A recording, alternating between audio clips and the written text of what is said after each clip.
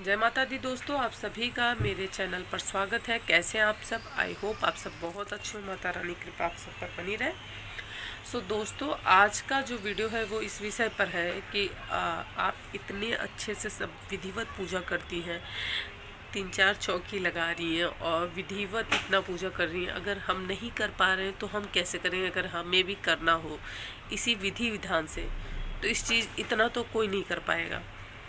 सब कर सकते हैं, इससे ज़्यादा लोग करते हैं। मैंने अपने से ज़्यादा लोगों को करते हुए देखा है, लेकिन मैंने थोड़ा सा कोशिश करती हूँ करने की कि थोड़ा मैं भी अच्छा कर सकूँ, बेटर कर सकूँ, बढ़िया कर सकूँ। ठीक है। सो मैं कह रही हूँ, मैंने जिसे देखा है मुझे लगता है उनके आगे ये 10% भी नहीं कोई तैयारी है, 10% की भी तैयारी नहीं है। ठीक है। बट इच्छा अपनी माँ भगवान के अपने घर में पूजा पाठ करने की, नवरात्र का उत्सव मनाने का, जो भी माता रानी ने जैसी शक्ति दी है, जथा शक्ति तथा भक्ति, जितनी भी सामर्थ्य है उसी हिसाब से कार्य करेंगे। माता रानी सामर्थ्य बढ़ाएंगे तो और बढ़ाकर करेंगे। ठीक है, ये इच्छा सोचिए। और पहली चीज़ ये। दूसरी चीज़, जब आप कोई चीज़ की शुरुआत करते हैं ना, आपको एक एग्जाम्पल दे दूँ। अभी आपका बच्चा जब चलना सीख रहा होता है तो आप क्या सोचते हो? ये एक कदम बस बढ़ा भर ले, बाकी तो मैं पकड़ के इसको चला देंगे। हम अपने बच्चे को ऐसे ही सिखाते हैं, हम सभी ने ऐसे ही किया है। ठीक है। तो आप जब एक पहला कदम उठाते हो ना, बाकी वो देखिए बैठी है ना, वो सब कुछ करवा देती है अपने आप। अगर आप जिस दिन 10% किसी भी चीज़ में, अपने कार्य में, पूजा में, पाठ में, परिवार में, किसी भी चीज़ में अगर आपने अपना 10% दिया तो 100 कराएंगी। ये मैं आपको गारंटी से कह रही हूँ, ये गारंटी के साथ आपको कह रही हूँ। ठीक है। सो यहाँ पर मैं आपको बता देती हूँ, यदि आप इतनी व्यवस्था नहीं कर पा रहे हैं तो आप कैसे कर सकते हैं। ठीक है, ये मैं फर्स्ट टाइम बता रही हूँ। तो मान लीजिए 2 चौकी रख लीजिए। मंदिर में आपने माता रानी को रखा है। मेरी फ्रेंड आई थी, उसको भी मैं चावल कलर कर रही थी, उसको रेत चाहिए था। तो रात के तकरीबन, मैं रात में ही बैठ के चौकी वगैरह बनाती हूँ, तो वो आई, बोली कि यार मुझे भी ऐसे करना है, तुम ऐसे बना रही हो चौकी। उसको भी इच्छा हुई कि मतलब जैसे ये वाली चौकी तैयार थी, ये तैयार था, लास्ट में मैं नौगरा बना रही थी, बाकी सब तैयार कर चुकी थी। तो इच्छा होती है देखने के बाद। ठीक है। तो बोली मुझे भी करना है। चावल के कलर कैसे कलर किया? मैंने कहा फूड कलर मिलते हैं। बोली मैं लाई नहीं हूँ, रात 12 बज रहे, सुबह 6 बजे मुझे कलश रखना है। तो दिया कलर। ठीक है। और उसने भी जाने के बाद बहुत अच्छे से फ़ोटो भेजी। बोली नेक्स्ट टाइम से मेरी थोड़ी हेल्प कर दिया करना। मैंने कहा ठीक है, कोई बात नहीं। तो कैसे किया उसने? सिंपल ही किया है, लेकिन जैसे मैंने किया ना, लगभग वैसे कर डाला है, और कम जगह में और कम चौकियों में। ठीक है। तो मंदिर में सबसे पहले जहाँ माता रानी विराजमान है, ठीक है, माता रानी विराजमान कर लिया आपने। आपके पास मूर्ति है, नहीं मूर्ति है, फ़ोटो है, फ़ोटो तैयार कर लीजिए। मैंने फ़ोटो भी तैयार कैसे करते हैं। ठीक है। मूर्ति को जैसा हम सजाते हैं वैसे फ़ोटो को भी तैयार कर सकते हैं। सो ये इसलिए मैं माता रानी को तैयार करके दिखा देती हूँ कि आप ये मत परेशान होइए कि हम नहीं तैयार कर सकते। अरे हमारे पास कहाँ से फ़ोटो है, फ़ोटो में कहाँ से तैयार करेंगे, फ़ोटो को कहाँ से सजा सकते हैं। ये देखिए आपके पास एग्जाम्पल है। और मैं आपको बता दूँ, इस साल मैंने अपनी ये माता रानी को नहीं सजाया है। मेरी बड़ी बिटिया है, उसने तैयार किया है माता रानी को, ये भी और वो भी पूरा तैयार किया है। बस हाँ, लास्ट में थोड़ा सा माता रानी को अच्छे से नहीं इन पे सेट कर पा रही थी। बोली मम्मी थोड़ा सा आप हेल्प कर दीजिए। बाकी पूरा तैयार उसी ने किया है, बाकायदा अच्छे से। मेरी बड़ी बेटी ने, उसी ने तैयार किया है। सो ये बच्चे देख देख के सीख जाते हैं। ठीक है। तो हमें अपने घर परिवार में अपने बच्चों को भी ये सब चीज़ें ज़रूर सिखानी चाहिए। ठीक है। फ़ोटो है, फ़ोटो तैयार कर लीजिए। फ़ोटो के सामने ऐसे एक लोटे में चावल भर के गरी गोला रख के उस पर चुनरी लपेट के माता का एक स्थान ये बना दीजिए। इनके नीचे अष्टदल कमल बना दीजिए। नहीं चावल से बना सकते, हल्दी और रोली सबके घर में होता है, हल्दी रोली गुलाल मिला के बना दीजिए। ठीक है। छोटा सा बना के उस पर विराजमान कर दीजिए। ठीक है। आपके घर में 5 देव की पूजा अवश्य होनी चाहिए। ठीक है। षोडश मातृका के लिए गौरी गणेश जी रख दीजिए। गणेश जी की मूर्ति नहीं है, कोई बात नहीं। 2 दिए में या तो आपके पास परई ढकना जो होता है, जो उस पर हम कलश के ऊपर ढक्कन रखते हैं, वो ले लीजिए। ठीक है, उसके ऊपर चावल भर के 2 सुपारी रख दीजिए। गौरी गणेश जी तैयार हो गए। और सामने चावल की सोल है, ढेरी बना दीजिए, मत कलर करके बनाइए, ऐसे ही चावल सूखे वाइट चावल से ही बना दीजिए।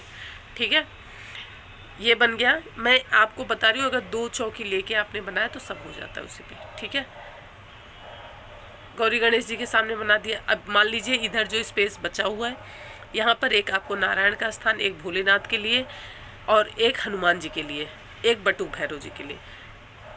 मैंने कहा चावल की ढेरी बना के उस पर सुपारी पे कलावा लपेट के रख दीजिए। ठीक है, हो गया यहाँ पे पूरी तैयारी। आपके पास मूर्तियाँ हैं तो मूर्तियाँ विराजमान कर दीजिए।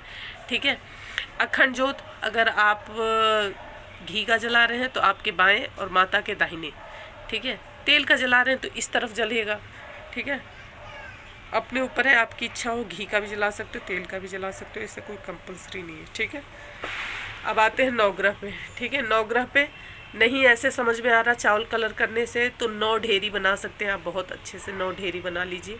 ठीक है, नहीं तो नवग्रह की चौकियाँ आती हैं, मैं मंगाई हूँ, मेरे लिए नहीं मिल पाया था, बट आ गई अब चौकी, तो मैं ले आऊँगी। दिवाली पूजन पे भी चाहिए होता है, जब भी विशेष पूजा होती है, नवरात्र हो, दिवाली हो, कोई भी विशेष पूजा कर रहे हैं हम, तो उस समय नवग्रह का पूजन जरूर होता है। वो इसलिए कि हमारे नवग्रह अगर बैलेंस रहेंगे ना, तो लाइफ में सब कुछ बैलेंस रहेगा।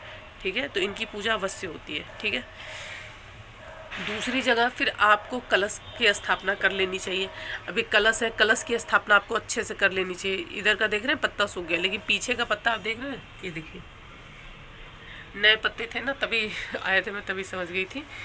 तो यहाँ पर आप नीचे प्लेट्स क्या कहूँ, थाली ले लीजिए, थाली ले लेते हैं, नहीं तो आजकल तो मिट्टी का पात्र आता है। ठीक है, मिट्टी के पात्र आते हैं, सो आप उसमें अच्छे से जवारे डाल के कलश रख सकते हैं। कलश को एक दिन पहले पानी में भिगो लीजिए, भिगो के अच्छे से पानी में भिगो के रख दीजिए। वो पानी अपने आप कलश पानी पी लेगा एक दिन पहले से। ठीक है, और उसके बाद आप स्वास्तिक वगैरह बना, उसे अच्छे से निकाल के रख दीजिए, आधे घंटे में सूख जाएगा, और उस पर स्वास्तिक वगैरह बना दीजिए, नारियल पे स्वास्तिक बना लीजिए, चुनरी लपेट दीजिए, और इस तरीके से पूरा कलश आपका रेडी हो जाता है। ठीक है, अब इसके लिए आपको ज़रूरी नहीं है बहुत सारी चौकियाँ लगाने के लिए। चौकी मैं इसलिए लगाती हूँ क्योंकि मेरी माता रानी ऊपर, अगर मैं माता रानी को और पीछे रख दूँ, सभी भगवान जी तो मंदिर में ही रहते हैं ना, वहीं रख सकती हूँ सबको, ये चौकी नहीं लगानी पड़े। फिर वो कलश, इस बार मेरी इच्छा ये थी कि मैं माता रानी को यहाँ विराजमान करती हूँ, भगवान सब ऊपर रहते हैं।